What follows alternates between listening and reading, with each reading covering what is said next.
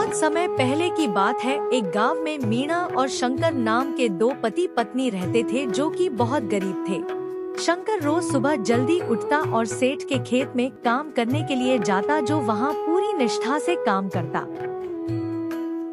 उसकी पत्नी मीना भी दूसरों के घरों में बर्तन ढोने के लिए जाया करती थी, जहाँ उसे बिना गलतियों के भी बहुत सारा ताना सुनना पड़ता था।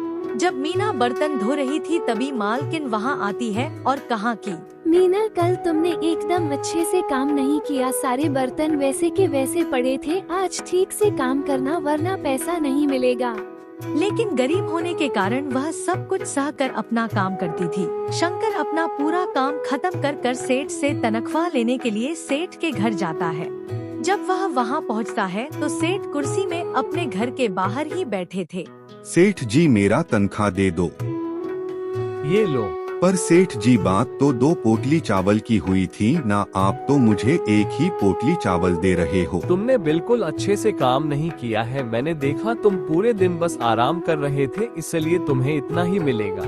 शंकर उदास होकर वहाँ से चला जाता है और दूसरी तरफ मीना अपना सारा काम खत्म करके घर के अंदर जाती और सेठानी को पैसे के लिए बोलती। तब सेठानी ने कहा, देखो मीना, आज छुट्टे पैसे नहीं है, इसलिए तुम ये कुछ सब्जियां हैं, इसे ही लेकर जाओ। मीना मजबूरी में वही सब्जियां लेकर वहाँ से चली जाती है। दूसरी तरफ शंकर भी उदास होकर घर पहुँचता है। तभी शंकर अंदर जाकर मीना से बोलता है, मीना, क्या सोच रही हो? मैं तो बस यही सोच रही हूँ कि आज खाने में क्या बनाऊं। यह लो, सेठ जी ने बस आज 1 पोटली चावल दिया। सेठ जी दिन प्रतिदिन कंजूस होते जा रहे हैं।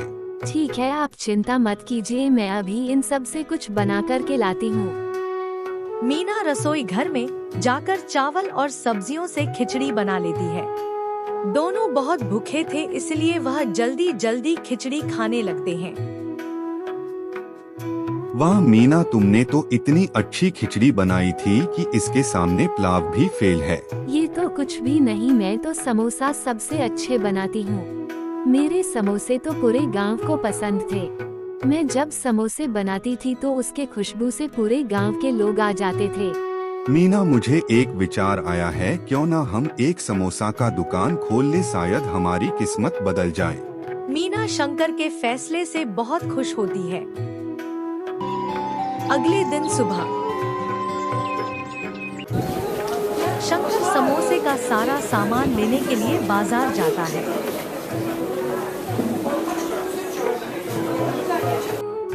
बाजार में वह किराने की दुकान में जाता है। भैया, समोसे बनाने की सारी सामग्री देना और अच्छे मसाले भी देना। शंकर भाई, तुमने कब से समोसे बनाना शुरू कर दिया? हाँ भाई, आज ही से। ठीक है, ये लो सारी सामग्री। ठीक है भाई, फिर आता हूँ। शंकर सारी सामग्री लेकर दुकान से निकल जाता है। शंकर घर पहुँचने के बाद सारी सामग्री मीना को दे देता है और मीना सारी सामग्री लेकर रसोई घर में समोसे बनाने के लिए चली जाती है। मीना चूल्हे में आग जलाती है, आटा गूंथती है और समोसे बनाने लगती है। उसने कुछ ही देर में बहुत सारे समोसे बना लिए थे। उसकी समोसे की खुशबू पूरे गांव में फैल चुकी थी।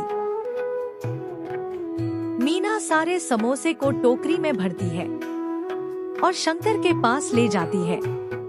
शंकर भी समोसे का खुशबू लेकर खुश हो रहा था। ये लीजिए, आज मैंने इतने ही समोसे बनाए हैं। आज इनको ही बाजार में लेकर बेचकर देखे बिकते हैं कि नहीं।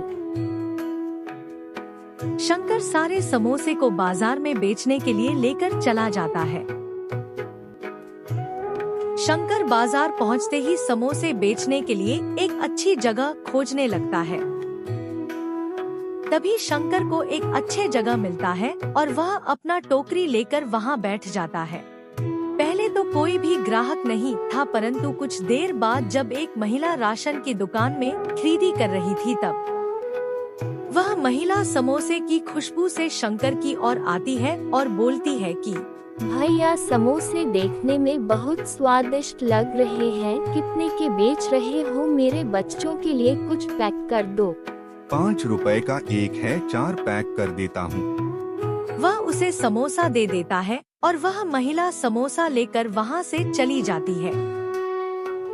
उस महिला के वहाँ से जाने के बाद कुछ बच्चे वहाँ आते हैं और बोलते हैं, शंकर बोलो भाई, कितने समोसे दूं? हाँ भैया, मेरे भाई के टिफिन के लिए 5 समोसे दे देना। ठीक है, मैं अभी देता हूँ। बच्चों के जाने के बाद वहाँ एक आदमी आता है और बोलता है, बहुत तेज भूख लगी है, 4 समोसे देना खाने के लिए। ठीक है, मैं अभी देता हूँ। शंकर उस आदमी को समोसे दे देता है और उसके बाद वहाँ एक महिला आती है और शंकर से बोलती है, भैया मेरे लिए कुछ समोसे पैक करके देना। ठीक है, मैं अभी देता हूँ। ऐसे करते करते धीरे धीरे शंकर के सारे समोसे खत्म हो जाते हैं और वह खाली टोकरी लेकर घर जाने के लिए निकल जाता है। रास्ते में घर जाते समय वह एक किराने की दुकान में जाता है। भैया 1 किलो दाल और 1 किलो चावल देना। ठीक है, ये लो। वहाँ से वह दाल चावल लेता है और घर के लिए प्रस्थान कर जाता है। शंकर जब घर पहुँचता है तब मीना उनसे पूछती है, क्यों जी, आज कैसी बिक्री हुई? पूरी टोकरी खाली है, लग रहा है सारे समोसे बिक गए। हाँ मीना, आज सारे समोसे बिक गए। यह दाल चावल लो और रसोई घर में जाकर कुछ बना लो, बहुत भूख लगी है। ठीक है, आप आराम कीजिए, मैं अभी कुछ बनाकर खिलाती हूँ। मीना रसोई में जाकर बहुत बढ़िया से दाल चावल पकाती है। जब दाल चावल पक जाते हैं तो वह उनको लेकर के शंकर के पास जाती है। वह दोनों बहुत दिनों के बाद पेट भर भोजन करते हैं। भोजन के बाद शंकर बोलता है कि आज बहुत अच्छी बिक्री हुई है, कल से मैं ठेला में समोसा ले जाऊंगा। ठीक है जी, फिर मैं कल कुछ ज्यादा समोसा बना दूंगी। दूसरे दिन शंकर ठेला में समोसा लेकर जाने लगता है और मीना उसको अलविदा कहती है। उस दिन उसके बाजार पहुंचने से पहले ही बच्चे लोग उसके समोसे का इंतजार कर रहे थे। अंकल, कल आपके समोसे बहुत अच्छे थे। आज मैं अपने दोस्तों को भी लेकर आया हूँ, हम सबको एक एक प्लेट समोसे देना। ठीक है। शंकर बच्चों को समोसे दे देता है और बच्चे लोग बैठकर समोसे खाने लगते हैं। तभी वहाँ पर एक महिला आती है और शंकर से समोसे पैक करवा लेती है। समोसे लेने के बाद वह वहाँ से जाती है। उस दिन शंकर को समोसे बेचते बेचते रात हो जाता है और वह अपना ठेला लेकर घर जाने के लिए निकल जाता है। रास्ते में वह किराने दुकान के पास आलू लेने के लिए रुकता है। तब बोलो शंकर, क्या चाहिए? हाँ चाचा, समोसे के लिए 1 बोरी आलू देना। पहले ही कह देता हूँ, 1 बोरी आलू का दाम 2000 रुपए है, लेना है लो, नहीं तो जाओ, आलू का दाम बहुत बढ़ चुका है। आलू का इतना दाम सुनकर शंकर उदास होकर चुपचाप वहाँ से चल जाता है। शंकर जब ठेला लेकर घर पहुँचता है तो वह ठेला को एक तरफ लगाकर घर के अंदर जाता है। अंदर मीना उसका इंतजार कर रही थी। उसके अंदर जाते ही मीना बोलती है, क्या जी, आप इतने उदास क्यों हो? लगता है समोसे नहीं बिका। क्या बताऊं मीना, समोसे तो सारे बिक गई, पर लगता है कल हम लोग और समोसे नहीं बेच पाएंगे। आलू का दाम तो आसमान छू रहा है और बिना आलू के समोसा कैसे बनेगा? आप इसकी चिंता क्यों करते हो? हम लोग इसका भी कुछ हल निकाल लेंगे। मीना थोड़ी देर के लिए कुछ सोचती है और फिर बोलती है,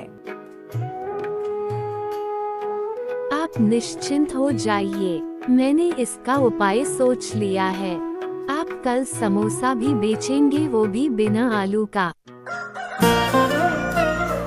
अगले दिन सुबह मीना जल्दी उठकर घर से बाजार के लिए निकल जाती है।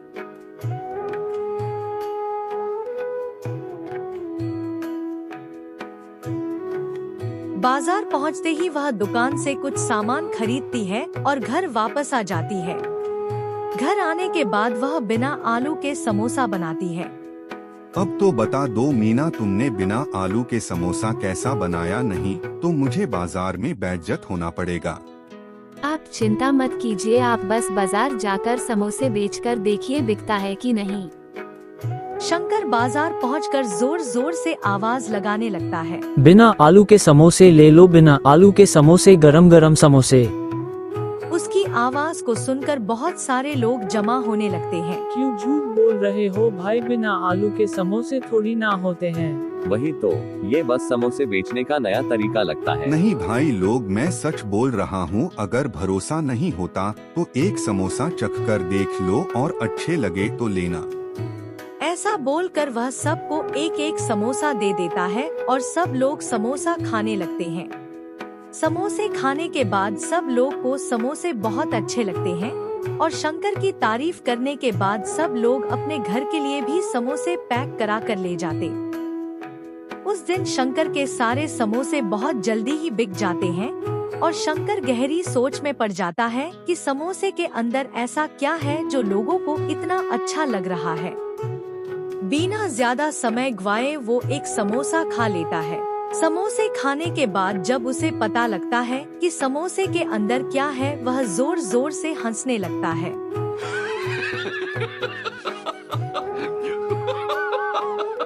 वाह मीना, क्या दिमाग लगाया है तुमने तो। समोसे में आलू की जगह चौमिन भर दिया है, जिससे आलू का खर्चा भी बच गया और स्वाद भी बढ़ गया। उसके बाद से उनका समोसा चौमिन समोसे के नाम से प्रसिद्ध हो गया और वह भी धीरे धीरे अमीर हो गए और शांतिपूर्ण जीवन जीने लगे। इस कहानी से हमें यह सीख मिलती है कि बुद्धिमानी से हम किसी भी परेशानी का हल निकाल सकते हैं। ऐसे और भी मजेदार कार्टून वीडियो देखने के लिए हमारे चैनल को सब्सक्राइब करें।